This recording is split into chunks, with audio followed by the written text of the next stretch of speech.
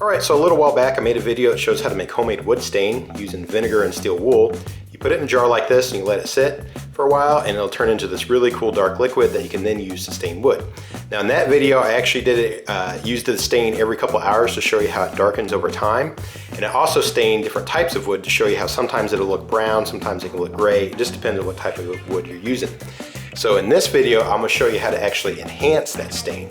Alright, so what we're going to use is some tea. Now this is just regular black tea like you'd find in any store. I have 3 family-sized bags in there. I brewed it hot and then poured it in the jar and just let it sit.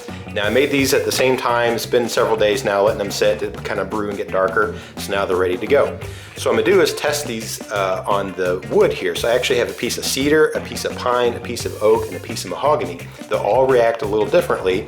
And then it's also gonna react differently because of the tea. So on this half, I'm gonna put some tea on there, let it dry. Once it's dry, then I will put some homemade wood stain over the whole thing. And you'll see how this side will get a lot darker than this side. It's pretty cool how it works, so let me show you. All right, so like I said, the first thing I'm gonna do is just put some tea on the right half of the boards.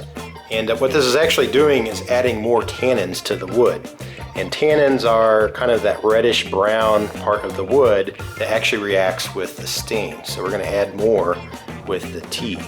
And I think coffee even has tannins too. So anyway, like I said, the tea, it won't do a lot to it. I mean, of course now it looks darker because it's wet, but once this dries, you'll see that it might slightly change the color. But the real magic happens in combination with the actual stains. So make sure these are coated really well with the tea. And now I'll just let them dry, and then I'll add on the stain and you'll see what happens.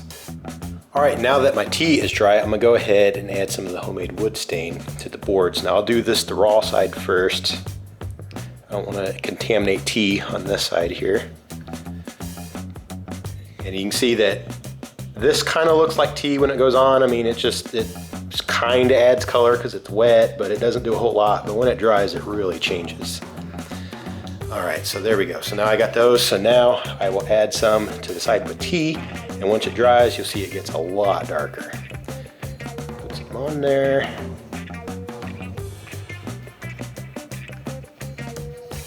All right, I'll go over those again just one more time. All right, and just to not contaminate, I'll use a clean rag for the raw side again.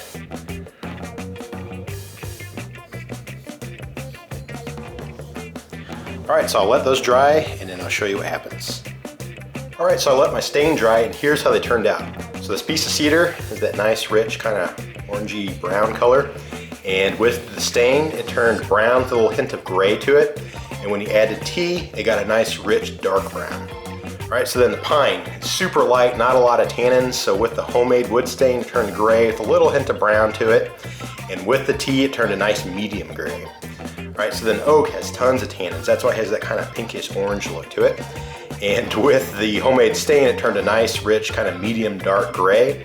And with the tea, it totally blacked out. This is completely ebonized. I mean, you can barely read tea with the black marker there. So that's really cool how that turned out. And then mahogany is similar to cedar, but maybe just a little bit lighter. So you get that kind of brown with a little hint of gray with just the stain. And when you add the tea, a nice, rich, kind of grayish brown. So anyway, that's how you can enrich in that homemade wood stain with tea. Pretty cool. Hey, thanks for checking out this video. I really appreciate that. If you liked it, go ahead and hit that thumbs up. That really helps get it out in front of other people that might like to check it out too. And if you haven't subscribed, be sure to do that. Keep up with more videos. And if you want to see some other projects I have some here on the screen and down in the description below as well.